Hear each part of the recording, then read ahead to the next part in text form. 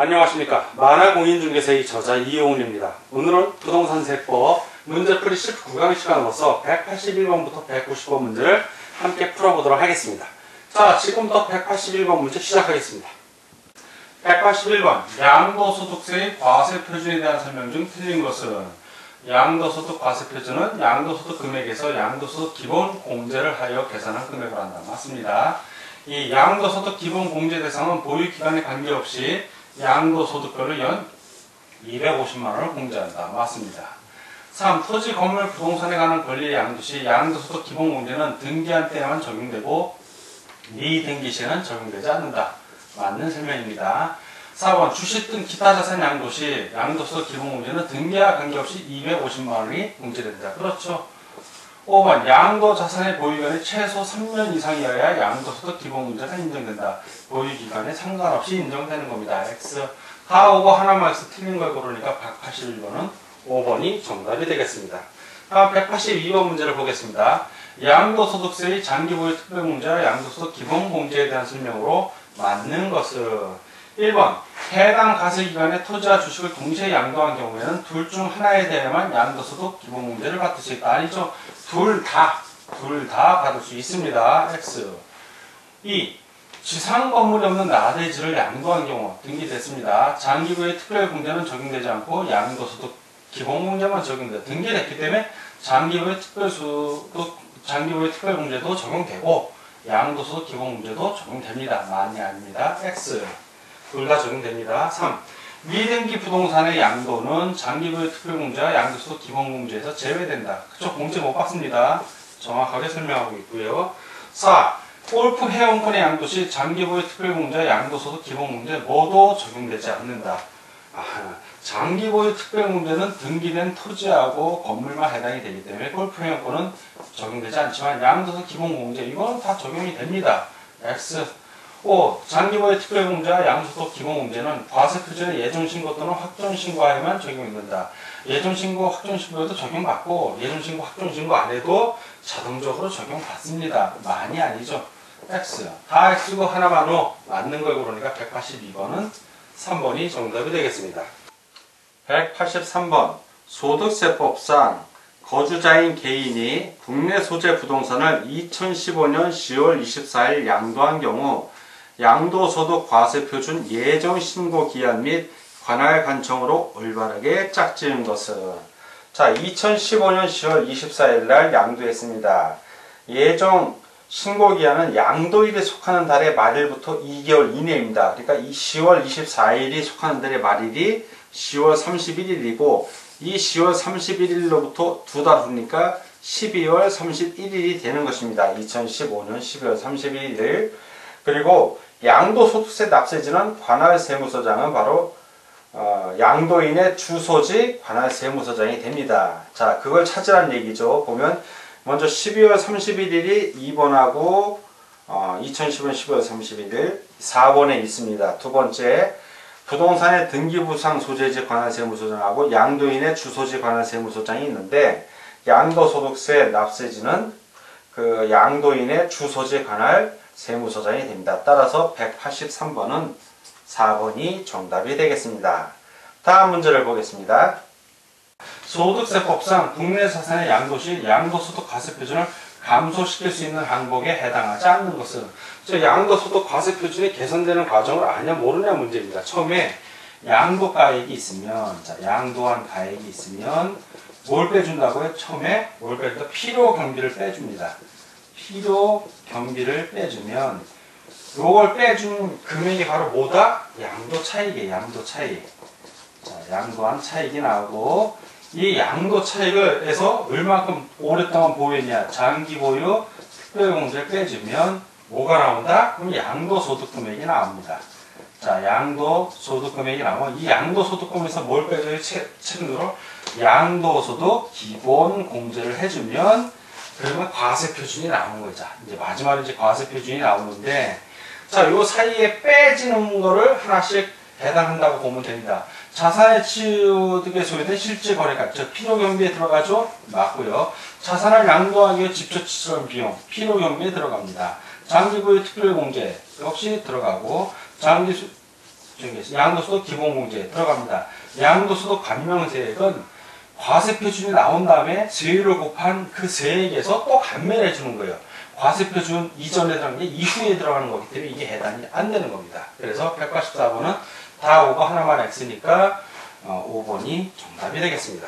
185. 소득세법상 양도소득세 비과세 대상인 1세대 1주택을 거주자 갑이 특수관계없는 을에게 다음과 같이 양도한 경우 양도소득세 비과세에 관한 규정을 적용할 때 비과세받을 세액에서 뺄 금액은 얼마인가? 이거는 규정을 알면 쉽고 모르면 어렵습니다. 자, 비과세받을 세액에서 뺄 금액은 어떻게 되냐면 비과세를 적용하지 않았을 때, 자, 비과세를 적용하지 않았을 때의 금액, 요 금액이 있을 것이고, 또 하나는 그 매매 계약서하고 그리고 실제 거래가액의 차액, 자, 이 차액 금액이 있을 겁니다. 이 둘을 비교해서 그 중에서 적은 금액, 자, 이 적은 금액을 빼는 겁니다. 자, 보면은 매매 계약 체결일이 2012년 7월 10일이고 매매 계약서상의 거래가액은 계약서상의 거래가액이 3억 5천만 원, 양도시가 및 실질 거래액은 3억 원. 자, 요 차액은 얼마입니까? 5천이죠. 요 차액이 5천만 원이 지금 되는 겁니다. 요 차액이. 자, 그리고 갑의 주택의 양도소득 비과세에 관한 규정을 적용하지 않을 경우 양도소득 산출세 요 3천만 원. 자, 비과세를 적용하지 않을 금액 3천 나왔죠? 5천과 3천 중에 적은 게 어느 건가요? 3천이니까 요 3천만 원이 보기에 지문으로 있는 걸 고르면 됩니다. 여기 나와 있지 않지만 화면에는 없지만 4번이 3천만 원이기 때문에 185번은 4번 3천만 원이 정답이 되겠습니다. 다음 문제를 보겠습니다. 186번 양도소득세의 세율에 관한 설명 중 옳은 것은 1. 미등기 양도자산에 대한 세율은 60%이다. 60%가 아니라 70%입니다. 70% X. 2. 비사업용 토지의 세율은 5단계 초과 누진세율 6%에서 38%에 10%를 더한 세율이다. 맞습니다. 3. 등기되고 1년 미만 보유한 토지와 건물 및 부동산에 관한 권리에 대한 세율은 60%이다. 60%가 아니라 50%입니다. 50%. X. 4. 등기되고 1년 이상 2년 미만 보유한 토지와 건물 및 부동산에 관한 권리에 대한 세율은 50%이다. 50%가 아니라 40%입니다. 40%. X.